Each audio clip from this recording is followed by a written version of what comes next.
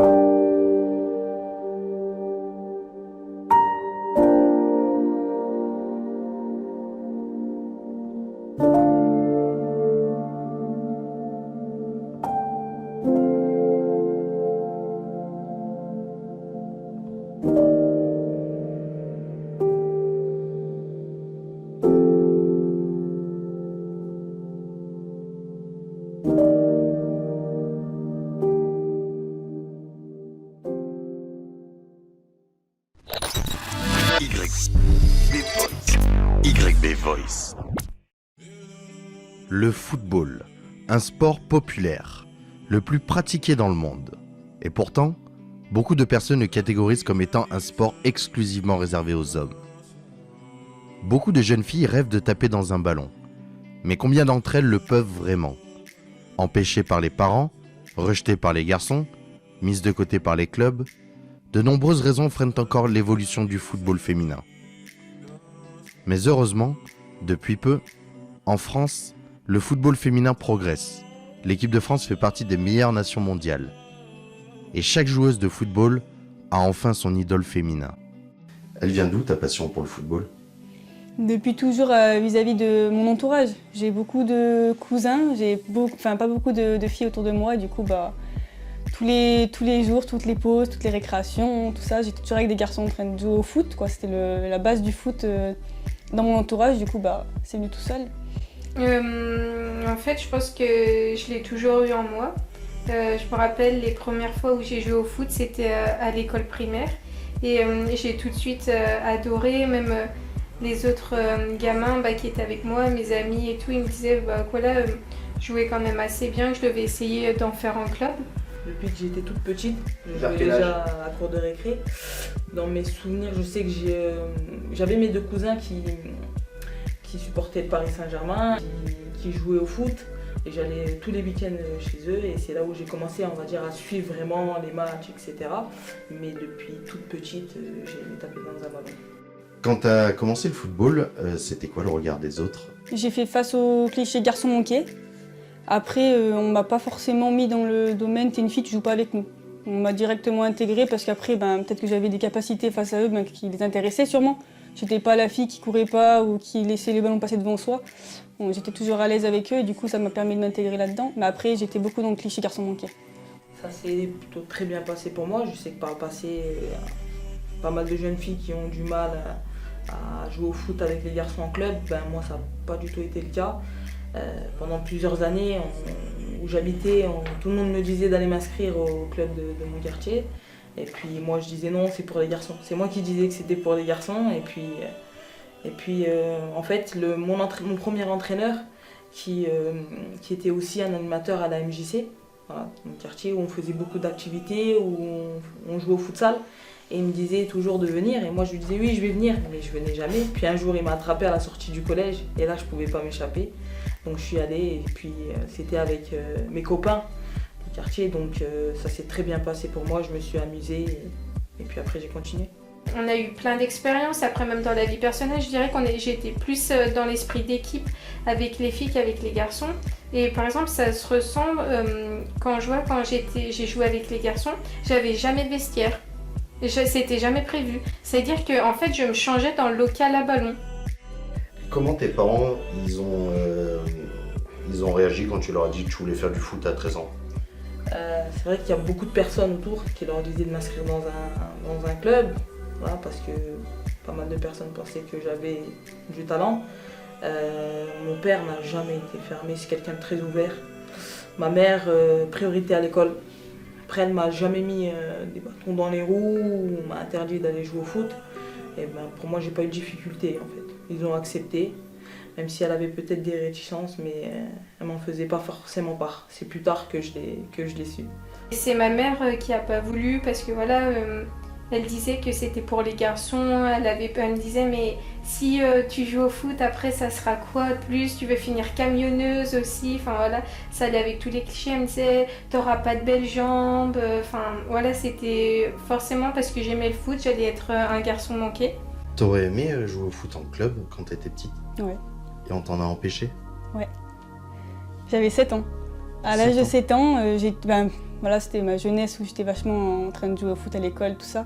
Et j'ai demandé à mes parents de jouer au foot, sauf que le problème c'est que j'ai 3 petits frères. J'étais la seule fille de la famille, pas trop sportifs mes frères, tout ça, et moi j'étais vachement sportive par rapport à eux. Dire à mes parents d'aller au foot, mon père ça allait, ma mère elle l'a pas accepté, elle dit non, c'est un sport pour garçons, on a une fille, on va pas faire, pour la seule fille qu'on a, on va pas te mettre au foot quoi.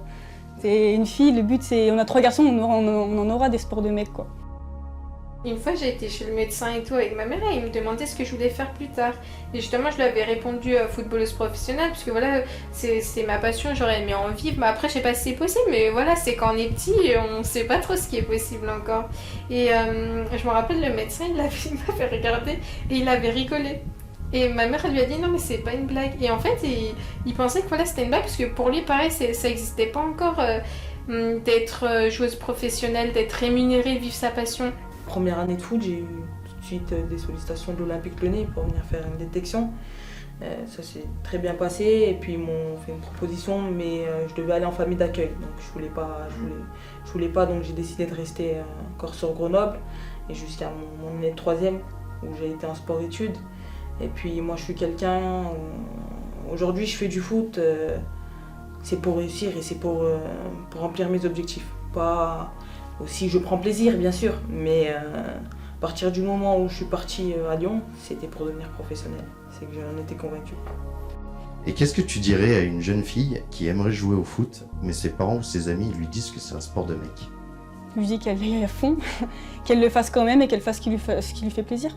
Qu'elle réfléchisse Qu'elle pas? réfléchisse pas. C'est le but c'est que si elle veut le faire, et ben elle le fait à fond. Tu entraînes au foot maintenant, est-ce que ça t'arrive d'aller voir des parents pour leur conseiller justement à leur enfant de jouer au foot? Oui, ça m'arrive. Surtout là, j'ai des petites filles et ils ont hésité à les mettre parce que les copains à l'école faisaient du foot. Et j'ai des filles qui ont voulu suivre les copains et les parents ils étaient un peu restreints là-dessus. Et je suis coach féminine, du coup ça les a aussi un peu aidés que je sois présente au club pour pouvoir les entraîner pardon. Et du coup les parents ils ont apprécié le fait que en fait le féminin il peut faire du foot aussi quoi. Les filles ont le droit de faire du foot et si c'est leur plaisir et leur passion, qu'elles y aillent quoi. Faut pas avoir peur. Et à l'âge de 10 ans, le jour de mon anniversaire, j'ai eu un essai dans un club de foot près de chez moi. Et là encore, c'était qu'un essai. Ma mère m'a bien dit que si j'aimais pas, je n'étais pas obligée de prendre une licence. Mais j'ai adoré le premier entraînement et j'ai décidé de prendre une licence tout de suite. Et depuis, j'en ai pris une chaque année. Nous les garçons, quand on est petit, on rêve de porter un jour le maillot de l'équipe de France parce que Zidane l'a porté, parce qu'on a des exemples. Est-ce que toi, en tant que femme, tu t'es dit plus tard, est-ce que je peux envisager de porter un maillot? Est-ce qu'on se voit petite en train de porter plus tard le maillot de l'équipe de France? Ça s'est pas passé comme ça pour moi et aujourd'hui je pense que en prenant du recul, c'est vrai que ça a été une chance. Je pense qu'il y a beaucoup de personnes qui aimeraient être à ma place, porter le maillot de l'équipe de France, de jouer au Paris Saint-Germain mais je me suis pas rendu compte de tout ça. Pour moi, tout venait naturellement parce que j'ai pas mal d'ambition et pour moi, c'était normal. Mais en fait, quand tu prends du recul, dire que c'est pas mal. Est-ce que en France, on manque vraiment de moyens pour le football féminin? Oui, clairement. Moi, aux États-Unis, tu as un coach, tu as 3-4 adjoints, as vraiment énormément de moyens, c'est une réalité. Et je pense que ça manque bien sûr. Parce qu'au niveau financier, en France, même si des clubs comme Lyon et Paris ils ont un énorme budget et il y a pas mal de choses dans ces clubs-là, on n'a pas à se plaindre, contrairement à d'autres clubs. Moi j'ai connu Arras, Guingamp, donc je sais la différence. Mais les moyens sont énormes. Je sais qu'ici, déjà même pour les transports, pour avoir des avions privés, c'est compliqué. Là-bas, ils en ont 3. Et ben voilà, c'est la fin de la série. J'espère que le documentaire vous a plu. N'hésitez pas à liker le projet et de vous abonner à la chaîne YB Voice. Je tenais à remercier toutes les personnes qui ont contribué à la réalisation du projet.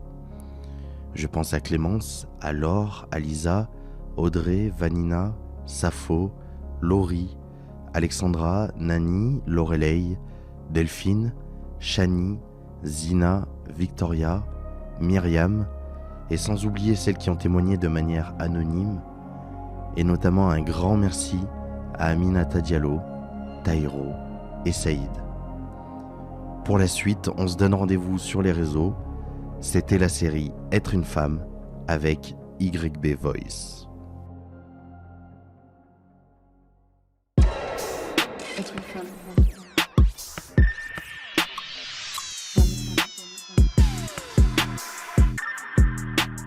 C'est ça, être une femme. La série documentaire Être une femme est réalisée par moi-même, Yannick Bourna, à la réalisation sonore Clémence Lepro.